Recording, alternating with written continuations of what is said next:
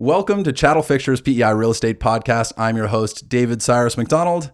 Today we are having a bit of a different episode. We're going to explore something a little outside of the mainstream in the world of real estate on the island, but I hope it'll be worth the exploration. If I have this right, co-op housing provides at-cost housing for its members. They are controlled by members who have a vote in decisions. There is no outside landlord. I've heard this may be able to help with the current housing crisis on PEI, and that housing co-ops can potentially be advantageous to the members in a variety of ways, and so I'd like to learn more. David Lobie Daughton is a senior partner at Healthy Community Partners. He has worked as the principal cooperative developer in PEI and New Brunswick, helping to form dozens of new cooperatives and assisting many established co-ops. From 2005 to 2011, David served as a community researcher in the Atlantic Social Economy and Sustainability Research Network Community University Research Alliance, CURA, also working on the evaluation team and contributing to a chapter of the CURA's book. Daughton was the founding president of Canada's CoopZone Developers Network Co-op, where he helped develop curriculum for Canada's first distance education course for co-op developers. He also played a lead role in establishing the community sector network on PEI and was elected as the president at their founding annual general meeting in 2019. Other than the world of co-ops, as a food activist, David has run restaurants and food businesses in the UK and the USA and Canada, taught cooking classes, researched food security, and has cooked for celebrities from ABBA to Zappa and from Michio Kushi to Benji the dog. He also swims kind of any time of year as long as he can find space through the ice, which is kind of unusual and cool. But anyway, we're here to talk about housing co-ops. I believe that when most people think of housing, they think of renting or buying for themselves. But what about co-ops? Welcome, David Lobie Daughton. Thank you. Nice to be here. Awesome. Is it cool if I call you Lobie? I'm just used to calling you Lobie. By all means. By all means? Okay, great. Maybe just to start off, what is a housing co-op? Housing co-op is an incorporated entity, and it is an entity that houses people in a non-profit way. So usually a cooperative is formed. It either buys, renovates, or builds a property, and then the members of the cooperative live there and they pay a housing charge, usually monthly, based on a paying of expenses, a covering of the expenses. Right.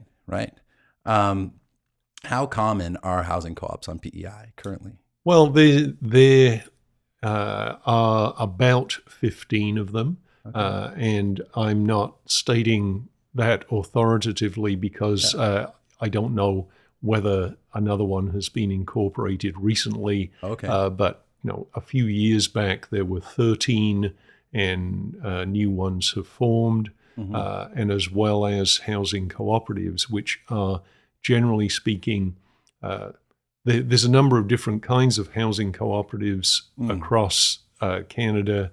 On PEI, most of the housing cooperatives we have are continuing housing cooperatives, which are housing co-ops where members essentially rent, paying a monthly charge. Right. And then, in other parts of Canada, there are equity housing cooperatives and strata title cooperatives and co-housing cooperatives, but we don't currently have any on PEI. Yeah, there's a lot there, and it might be hard to kind of get through all of this in the time we have. But is it possible to kind of have a brief synopsis of what those different forms are? Sure. I mean, the condominiums are a type of non-profit housing, as I'm sure most people know. Right, because the condo corporation itself is just a shared entity. And members of condominium vote in proportion to the amount of space they own, and they elect a board of directors. And so in a housing cooperative, the model's very similar in that a board of directors is elected by the members. And the big difference from a condo is that you have a vote. You have one vote per member as opposed to, the amount of space, floor space. And the other thing is that, of course, in cooperatives, you have control over who can move in. So, I mean, Yoko Ono would live in a co-op in New York. And part of that is, if Rod Stewart wants to move into the unit next door, then there would be a process of approval of who can move in. Whereas in a condominium, essentially, if somebody can afford to buy it, then, whether it's your ex-partner or the Hells Angels, you don't really have any control over who moves in. What are the advantages of that, but also what are the risks, like say in terms of, discrimination, like how's that regulated? It feels like there could be a lot there. Well, the cooperatives aren't exempt from discrimination, but they are allowed to discriminate positively. So if, for instance, you decided to have a cooperative for black women, then it would be highly unlikely that somebody who wasn't a black woman could prove that they were being discriminated against in terms of the human rights side of things. So because that seems potentially thorny. Yeah, well, I mean, the idea is to create community. Right. So most cooperatives are open to anybody who has the desire to live in them and agrees with the values and the bylaws and can afford to pay the housing charge. Right. But in certain circumstances, that you can say that, for instance, only Indigenous people can live there, or only people with disabilities can live there, and it's because the cooperative can decide who is or isn't a member, then they're not discriminating typically on anything that would contravene human rights. Okay. So the same kind of general housing rules that would, like, say, that IRAC would have in place, for example, which is they would presumably apply to a co-op in a similar way. Yeah, I mean the Rental of Residential Properties Act on PEI specifically exempts housing cooperatives. So IRAC mostly administers, from a rentalsman point of view, they mostly administer the Rental of Residential Properties Act. There's a different type of... Yeah, so cooperatives can have policies and rules that members agree to abide by. And of course, members can, in fact, be involved in the creation of those rules and the administration of them. So you can have rules in a cooperative that might not be able to be the same things you'd have under the Rental of Residential Properties Act. Okay, interesting. When someone is forming a co-op, where, like, and maybe this is as broad as anything, but where does the capital come from? Say, if they're purchasing, say, an apartment building that they want to become a co-op, say if a group of renters decide they want to buy it, where's the capital coming from? Would they put out the down payment? The members put in the down payment themselves? Where... And if they do so, how would they get that back? The return on investment in most cooperatives is the goods or services you receive. Right. So return on investment, in a standard capitalist transaction is usually financial benefit that you receive from owning the shares. When you own the shares in a co-op, or you are a member under an annual membership, usually what you would get is, for instance, if you have a like Mountain Equipment Co-op was the biggest Canadian co-op for a while. Oh, okay. And the return on investment for members there would be better quality, lower priced camping and mountaineering gear. And so usually the shares in a cooperative only trade at par. So if you buy $100 share in a cooperative and you leave 10 years later, you will normally get your $100 share back, not some greater amount. Because right, so people could buy shares that could be used as the capital to make the acquisition. So and then of course, basically borrowing money is the way that most housing is built in general, with mortgages. So the down payment would normally be something that the members would come up with. But in rental co-ops, frequently a lot of the continuing housing monthly housing charge co-ops on PEI benefited from federal funding that was available back in the 80s and 90s. Right. And so the federal government and sometimes other governments invested in building affordable housing. Right. And so government contributed down payments. Yeah. And so are you kind of up to date on the newer CMHC funding for co-ops? I'm not super up to date on that. I know there is some. I'm not sure if that's mostly I feel like that's mostly for construction and for renovations, but are you up to date on that at all? Well, in terms of up to date, I have not done a project with it. Right. There's currently a project up in O'Leary, okay, with a 50-unit seniors building that's under that. It's a cooperative that's being built in O'Leary currently. Okay, and there are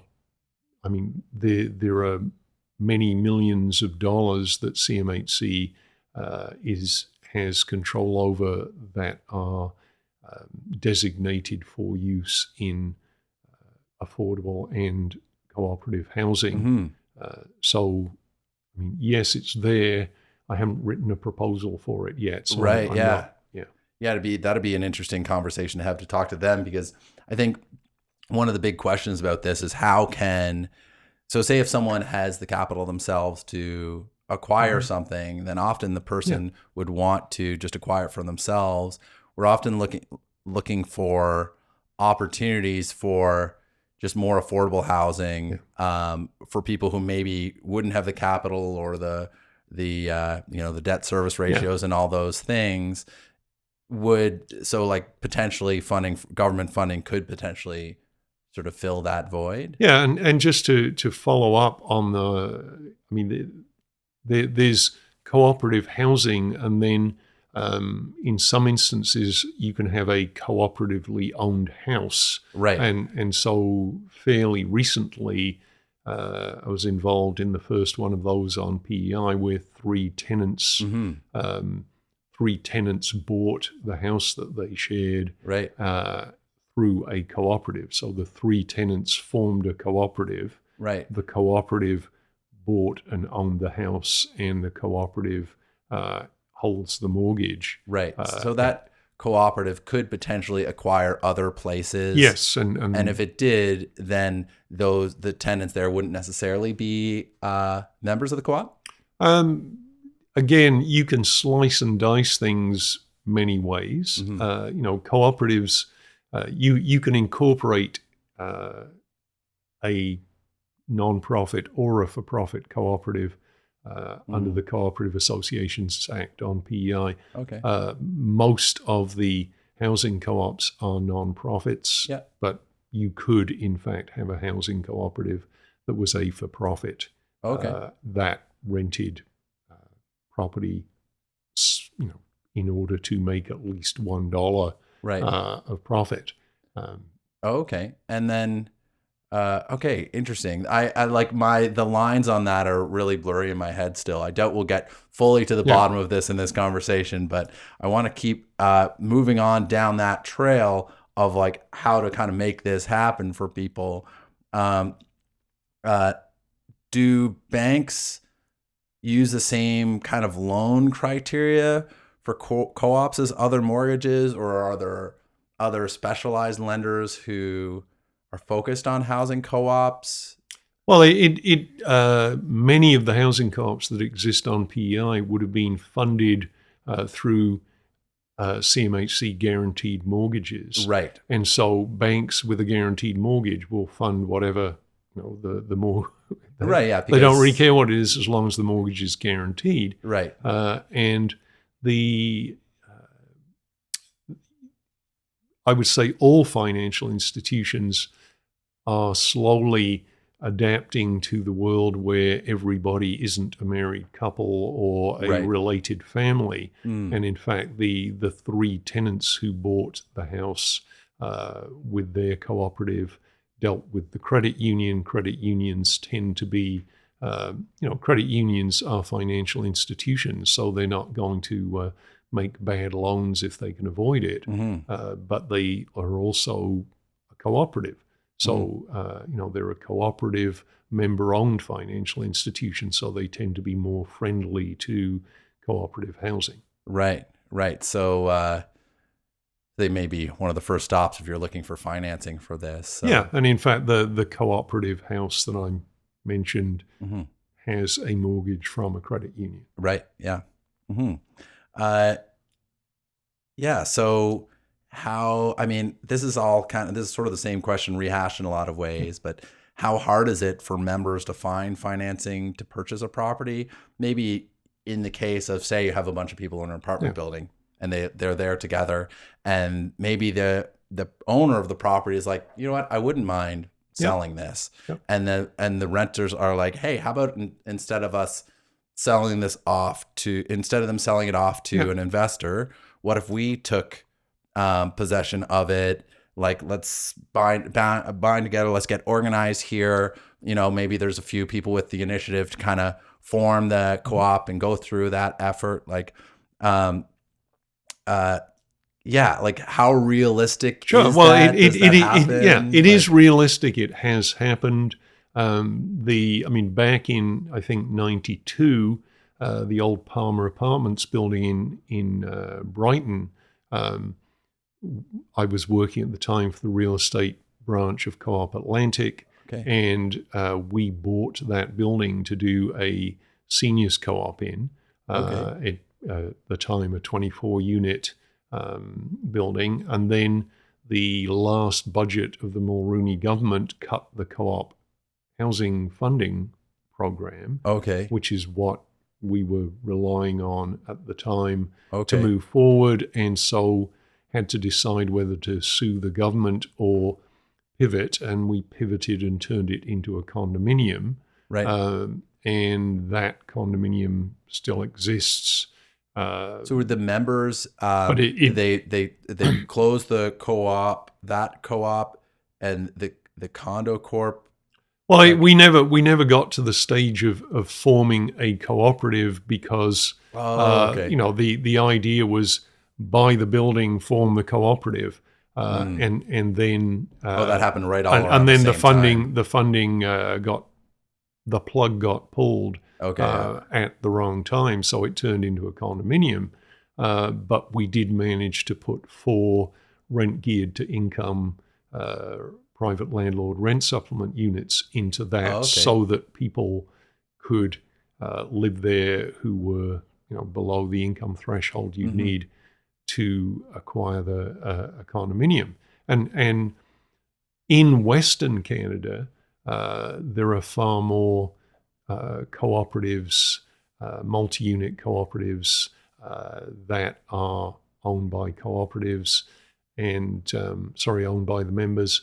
And there are also more funding mechanisms in Western Canada that are committed to that kind of equity financing for cooperatives. So, part of what I'm hoping is that that Eastern Canada and especially Atlantic Canada will become more proactive about cooperatives, because they certainly the studies show that cooperatives are more successful than simple rental housing. Right.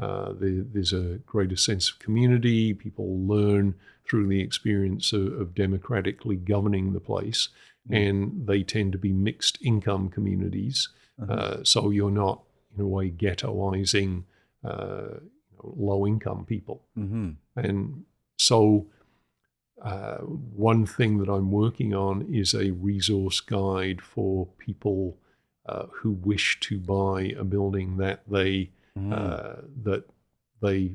currently rent in. Right. And the reason, I would say, the reason that we can't instantly give you an answer to all the questions is because that resource guide's being developed. Okay, great. And I'm hoping that as a result of that, more people will decide to get into security of tenure over speculation on property. Okay, yeah. So once that guide is ready, where do you think people will be able to find it? Oh, they'll be able to find it on their device. On their device, somewhere out in the ether. Well, yeah, and it will be publicized. I mean, I did a funding proposal to the Community Housing Transformation Center to develop that, and obviously in the funding application had to explain how the knowledge would be shared. And I'm confident that once we have the resource, it will be widely available to people. Wonderful. And when that is ready, let me know. And if you're watching this at a later date, it might be a link to it might be in the show notes. Sure. That's great though. That's really cool, because I feel like one of my kind of questions often about a co-op, especially a nonprofit co-op, is how do you get the kind of motive for the initiative to do it? And I think you could probably ask the same question for any nonprofit in a way. It often takes some people to kind of get together and have that initiative to say, we're going to do this. So this is probably a moment just to say, if you feel like you want to help create co-ops, there is opportunity there to work with people, build a sense of community, and maybe you could talk a little bit about, actually, I was going to get to online questions later, but one of the questions that came in was, what are some creative ways co-op living could address current housing issues? And I guess the housing crisis, maybe I'll add to that, specifically in that, currently it's hard to find a place that's affordable just to kind of lead your life and make things sort of balance out. Like how can co-ops help with that? Well, I think one of the ways they can help is that if you are a landlord of a rental building, then probably the easiest way to make money on it in a real estate boom is to sell it for condos. And so I think a lot of people are being displaced from rental units because those rental units are being turned into owner-occupied condominiums. Yeah. And so one thing with cooperatives is they don't speculate, and they don't, the members, the people who own the building are the people who are, renting in the building. So they don't typically want to put themselves out of a home in order to make a few extra bucks, which they then have to go out and spend on a far more expensive place. So security of tenure is one of the key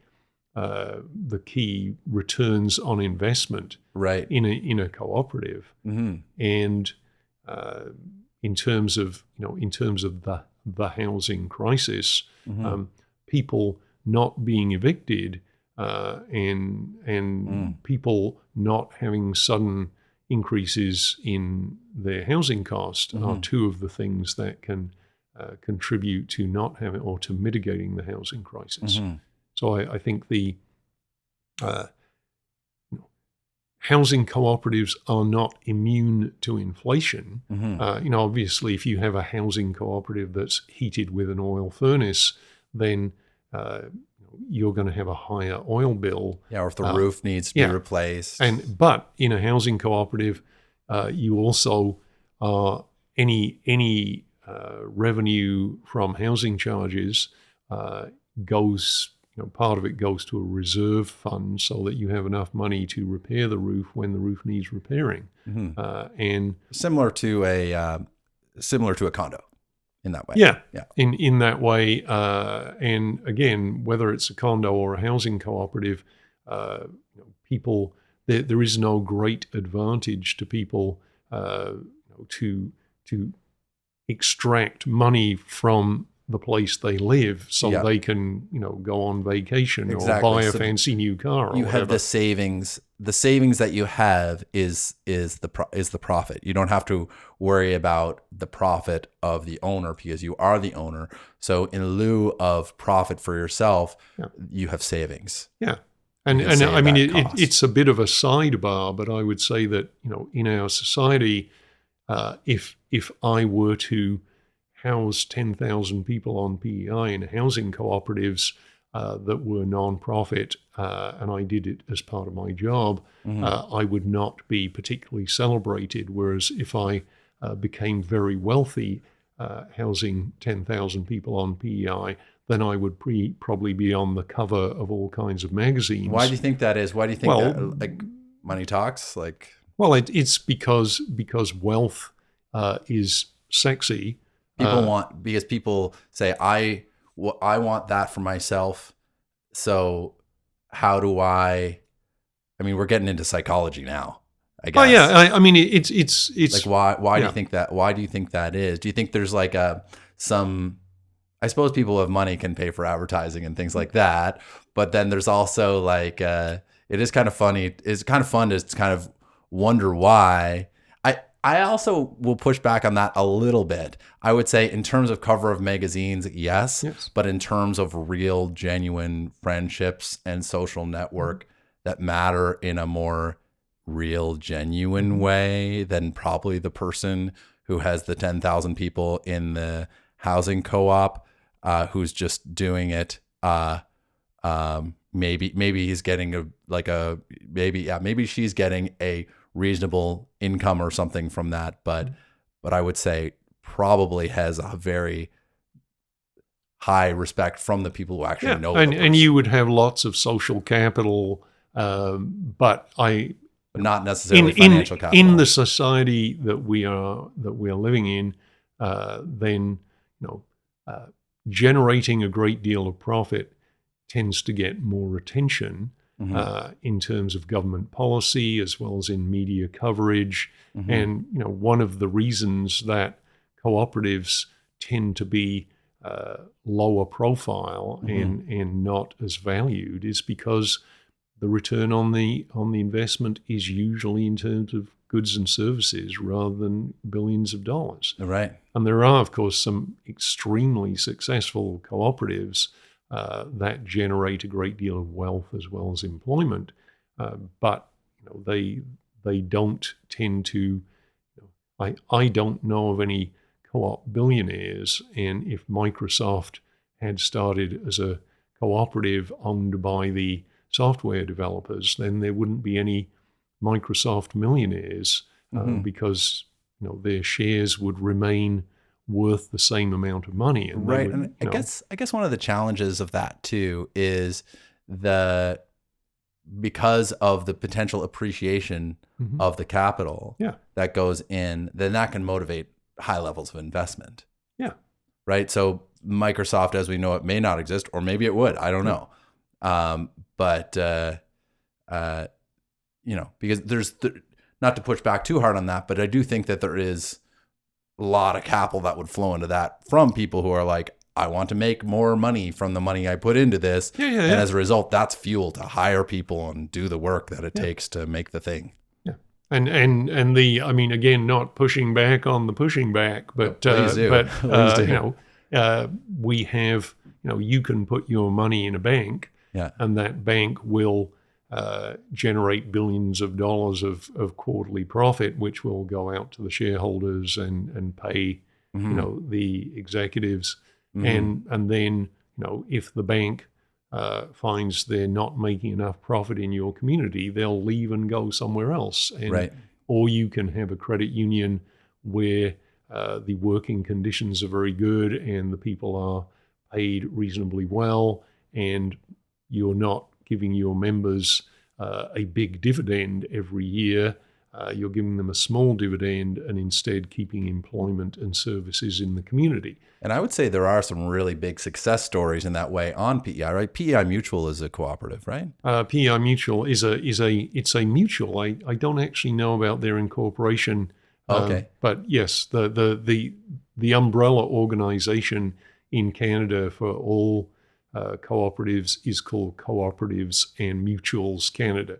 Right, yeah. Because I do recall there was, I think a few years back, PEI Mutual had enough of a profit that they issued money back to the people who had policies. Yeah.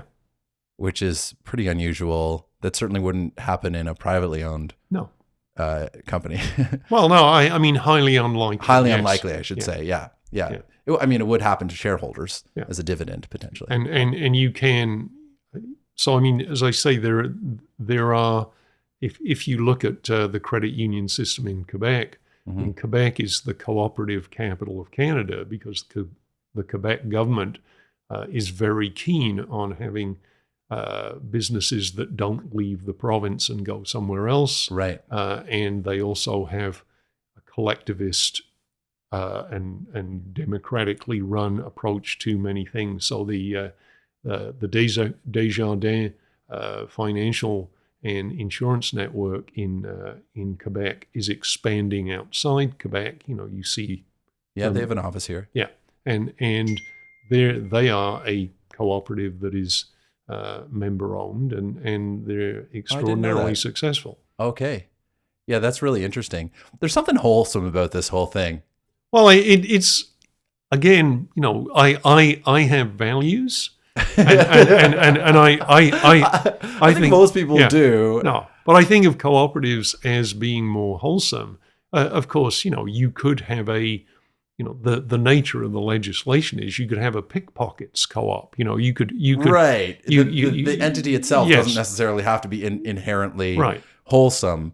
But the democratic control is wholesome, and the emphasis on return on investment to the members is wholesome and you tend, if you have a very successful dairy farmers co-op or fisheries co-op, the people who tend to get wealthy and do better are the people in your community who are dairy farmers or fishers, as opposed to, people who live in Toronto or not to knock Toronto, or right, because otherwise you could say let's imagine ADL wasn't a co-op, which they are a dairy farmers co-op on PEI, right? They certainly amalgamated dairy farmers, limited, right? Sorry if I have this wrong, I apologize. I'm sure there's some people in the audience who know way more about this, but let's say company, banana dairy instead. That's a cooperative. And if Banana Dairy, I know this is really funny brand for a dairy company, but Banana Dairy was a cooperative, it would stay here in the community serving the members versus, say, if it was a privately held company,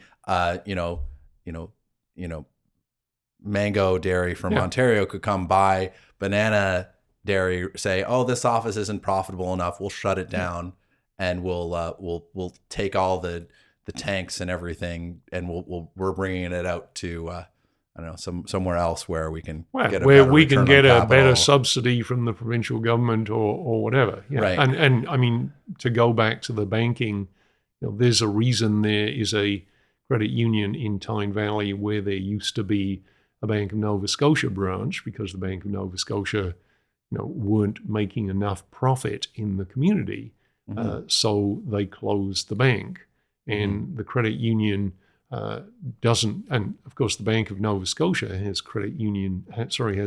shareholders all over the place who don't care if there's a bank in Tyne Valley. They care that they get a bigger dividend and their shares go up in value. And in fact, if the Bank of Nova Scotia decided to pull all its banks out of Canada and, put them all in China, the shareholders would probably be happy if Assuming the share it was price profitable. went up. Yeah. And so, that's an extreme example, but essentially, if you... That does highlight the kind of the community building aspect of it, and in that it's not a transient thing once it gets going. And so government has to a certain extent been trying to solve the affordable housing crisis by subsidizing profit-making developers to reduce the price of some of their units for a certain period of time. Right. But the people who are building those,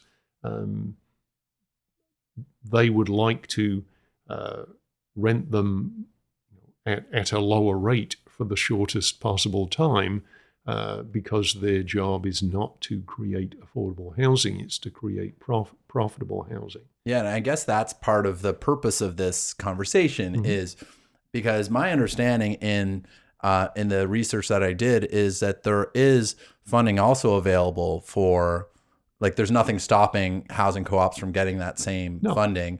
And in fact, when I was looking at the CMHC funding for this, there was more and better funding available for co-ops. Yeah. So I think because I'm a big proponent, and maybe we would differ on this. Like let's get this housing built. Let's have, and if these developers are working on making more housing, that's going to increase the supply. And maybe it's the newer stuff will even be more expensive. But then if we have, say, an excess of supply, then the cheapest, not as nice stuff, they're going to have a hard time finding people to rent it, and then the price will go down and all that. So my general thinking is, okay, let's have this, but then where is the opportunity for people with the initiative? And I think that is in my head where I keep reaching this stumbling block of how do you find the people who are willing to go through the pain and the effort and all to get new construction happening as a co-op. And maybe the question following this is, have you actually, you already answered this a bit, because there is a new co-op happening up west. Yeah. And maybe rather than the question of do you see new construction happening with co-ops, maybe you could answer the question, how do we have more of it? Yeah.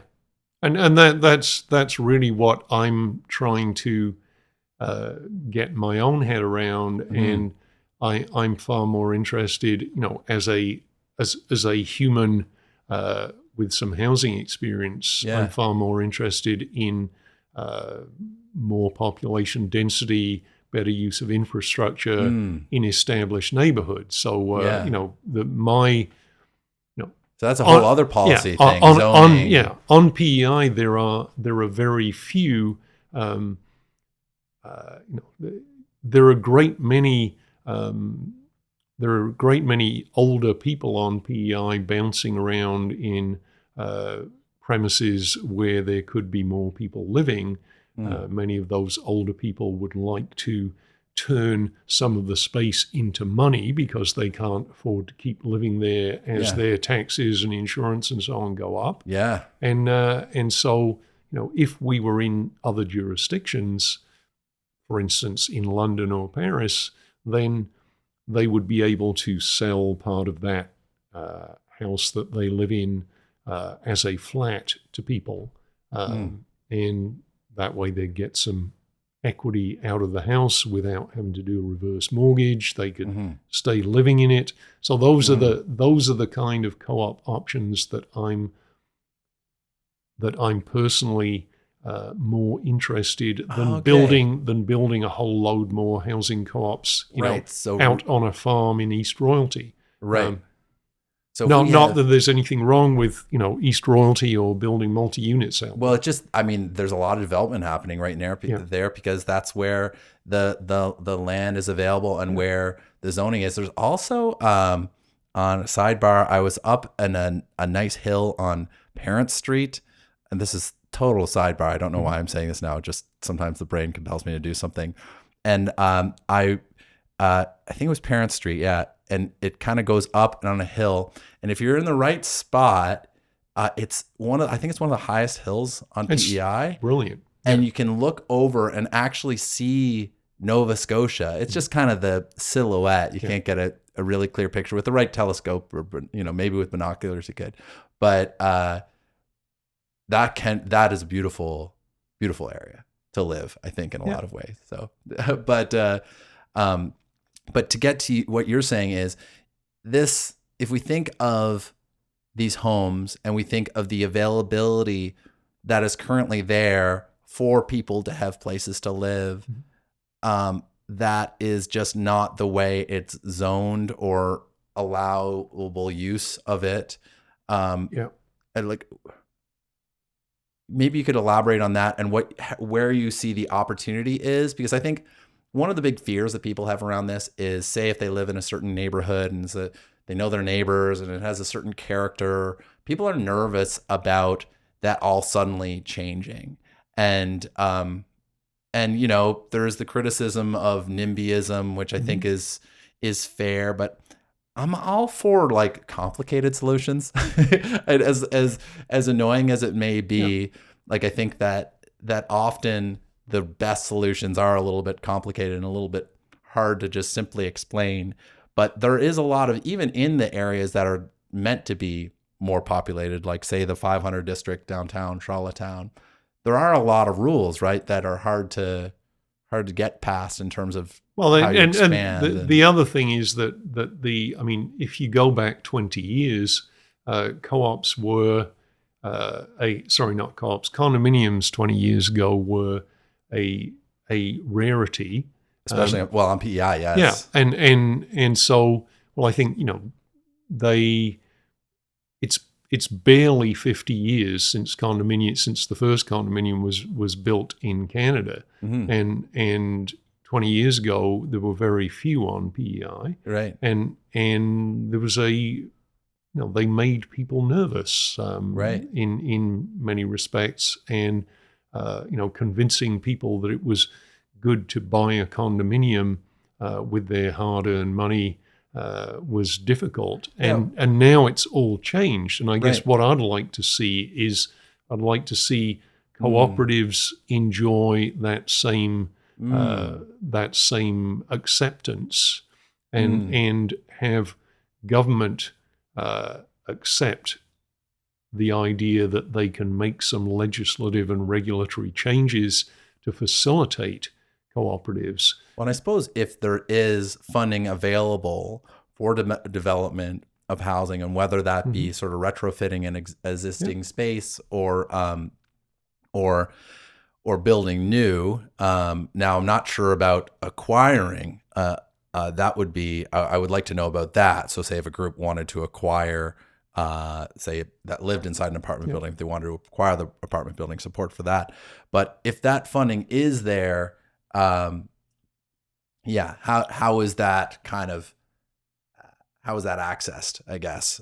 Who are the people at access? And I guess I'm keep coming back to the same question, but and the funding is there to access it. And if a group of people paying rent are living in an apartment building, let's say a 20-unit apartment building, people are paying the rent. If it's not showing a massive loss every year, then clearly they can afford to acquire that building and live in it. Right. Unless the price is jacked up to a ridiculous extent. That is one of the kind of like inherently unfair aspects of our system. This is one of the moments where it's very obvious of the ability of the rich to get richer and the poor being stuck in place, in that if you are a lender you have the best protection if you lend to someone who doesn't even really need the money, right? Yeah. And if that person has ample assets to guarantee that that loan is not going to go into default and is going to be paid, then they're most comfortable doing it. Now, you would think evidence that if someone is paying, say, $1,700 a month for rent and their mortgage would be $1,200 a month, you would think, well, they've been paying this $1,700 for 5 years. What makes you think that the $1,200 is not going to be stopped? Yeah. But if there is, say, some debt issues, some missing some other payments, or just inability to get the down payment, then they're not going to be able to get the loan. And I guess, that alone is worth just highlighting, and it's one of the really challenging things. And as I got into, so I did real estate investing and bought some places. Me and my former partner did, and we and it was one of these situations that was like, you learn that really quickly. Like, one of the measurements they'll do as you're getting a mortgage application is, what is your net worth? Yeah. Because that provides additional security. What is your debt service ratio? That magic number is around 40%, depending on which the total debt service or the one that's specifically for that mortgage. But all these things, are the same barriers if you're buying a place for yourself versus potentially if you're starting a co-op, right? So that is, again, where the part that there's a couple things that I keep bumping up on in terms of how we solve this. And the government support is probably where it is. Maybe guaranteed loans, which also could potentially be available. Those seem like the big thing. And then the initiative. I have to say that the affordable housing and cooperative housing don't all necessarily have to be the same thing. Right. I mean, as I gave the example of Yoko Ono living in a co-op. I mean, in the States, many rich people live in co-ops because it gives them the ability to choose their neighbors. And of course, it's also a good model in terms of building control and so on.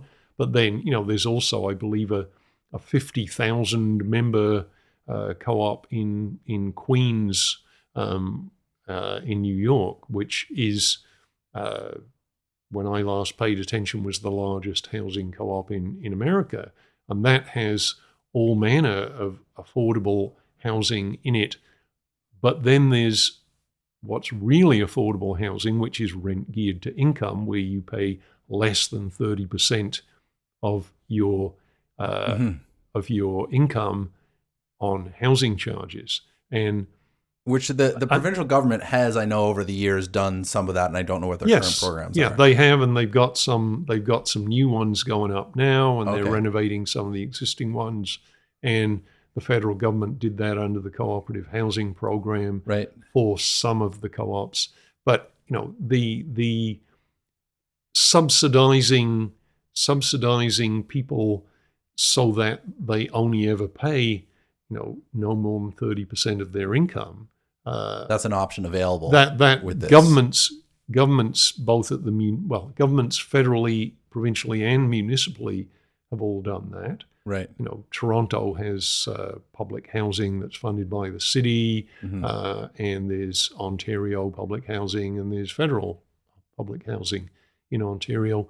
But co-ops are a different kettle of fish in that you can have people who make good money who decide to form a cooperative for the same reason that wealthy people do, because they want control over where they live, and they want to know that nobody's going to sell it, when they get an offer from the mega corporation that wants that piece of land, and you're going to keep living there and keep having control and keep paying only what is a reasonable amount based on the charges, based on the costs of operation. Right. And those, again, Western Canada, because of legislative and regulatory issues there, tends to have more of those. Which provinces specifically? Because I'm assuming these are provincial things, or are they municipal? They're mostly like if we were having some of the questions you've been asking me, if we were in Calgary or Edmonton, I would be able to say, oh well, we'd just do X. But in fact, the Real Property Act on PEI does not allow for strata title ownership other than in condominiums. Oh, so and a lot of it is you were asking about financial institutions loaning to these things. So again, if I were in Vancouver and we were having this conversation, I could say, don't worry, Van City Credit Union, has an entire equity investment fund that's just focused on doing this kind of thing. Right. And this is part of what you're working on with your document that you're putting together in terms of helping create the pathway. That pathway must not just be for people who want to start it, but that also must be for missing pieces of infrastructure. Yeah. And Manitoba, I mean, basically when I say Western Canada, I'm talking about east of Ontario. There are, Ontario also has these things, but there's just way more of them if you go into Manitoba, Saskatchewan, Alberta, BC. Okay. And again, who knows? There's probably more people wearing Birkenstocks in BC too. But and that may be climate related. But with why are there more strata title, life lease, and equity cooperatives in Western Canada than in Atlantic Canada? I think it's because government has not focused on making that easy for people to do. And that's a good opportunity for this conversation as well. And that's part of why I wanted to bring you in is when I've talked to different people around this, I attended a presentation you did. And that's how I learned that you are an expert in this area. But then I did some asking around, and I was kind of surprised by how few people working in this world really have kind of a working knowledge of how co-ops work. And it could just be the people I happen to speak with, but it does appear also that, my guess is the government has a little bit of an idea of this, but it's not, also we're in a small place. It's hard to kind of know everything and have that kind of institutional knowledge, about all these specific different topics. But hopefully this is an opportunity for people who are working in government or who are in politics, or your everyday person, your voter, different people to think like, okay, how are they doing this in other provinces? What are the success stories? And how do we have that here? Because I also have found that most of the people I've talked to want to see things get better in terms of housing. Yeah. And because everybody knows someone, or everybody themselves thinks about what happens if I lose my current place, and then what if the place I need to rent is just too much for me to afford, and am I going to move, and what is that going to mean for my life? Just balancing all that. And I think even people who have, skin in the game in the investor realm and all that, everybody knows people who are, or themselves, aware of that risk when housing is the challenge that we have right now. So, that's part of my goal here, is to get that.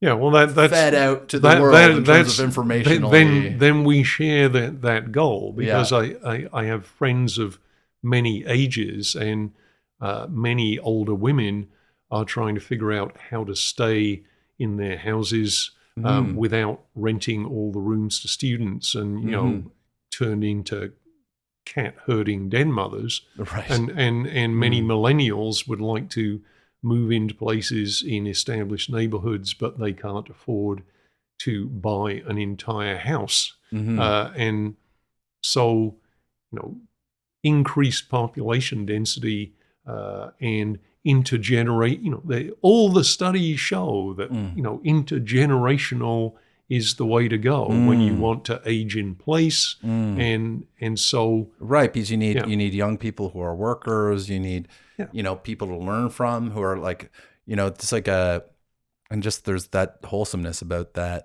I mean, there's so many conversations I feel like we could spin off into about community related to this. And you just think about kind of different community institutions and the changing way that, behavioral patterns and all that stuff. I feel like we are running near the kind of end time of, I honestly feel like I have so many more questions here, some of which were online questions. Maybe, do you mind if I just throw some at you real quick? Throw some at me real quick. And just like, what's the best place to start? Like if you have a group of people who want to do it, where do they start? Well, I would say contacting the PEI Cooperative Council would be a good thing to do. Yeah. That way they can get some basics on how to form a cooperative, how much it costs, the fill in the blanks kind of forms. One thing I can say is that if you want to incorporate on PEI provincially, then you can either do it under the Cooperative Associations Act or under the Companies Act. And under the Companies Act, you have to have a lawyer involved, and under the Cooperative Associations Act, you don't. Okay. So typically, unless you have a pro bono lawyer, you can incorporate a little more cheaply as a cooperative. Okay. So the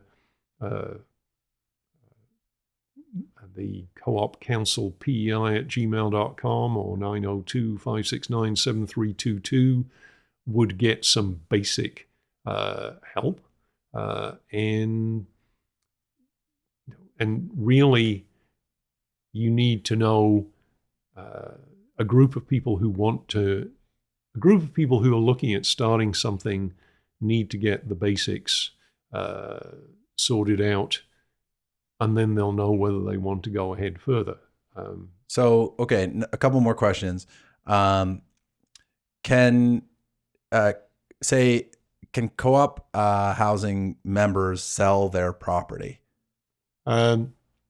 Depends on, I mentioned earlier, you can slice and dice co-ops about as much as you can slice and dice a company. Right. And so it depends whether the aim of the co-op is, depends what the bylaws are and what its purpose is. Right. I mean, you can have, I mean, we have APM here that does a lot of commercial and residential development. Yeah. They're a for-profit company. Mm-hmm. You could have a commercial and real estate development cooperative that's for profit as well. Right, that does development and that kind of thing. Yeah, so obviously they'd be able to sell those because most that's what they do. of the housing cooperatives on PEI at the moment are continuing housing co-ops, where typically people are living there, paying a monthly housing charge, and they don't acquire any equity position in the property, even if they live there for 20 years. What if the members, spitballing here, what if somebody came along and they're like, I'm going to offer you top dollar for this, and the members vote like, yes, please? Well, depends on their agreement with Canada Mortgage and Housing. Okay. And their that might be and their agreement with the mortgage. So if their agreement's expired and their mortgage has been paid off, then theoretically that's possible. But again, we don't have one on PEI, but there are many equity housing co-ops that exist where, yes, you can buy and sell. You can sell your unit to another member owner if you get to the point where you want to leave. And then in those situations, a lot of people will receive their equity back. Right. If the market has improved, they might receive the capital gain, so to speak, on that equity.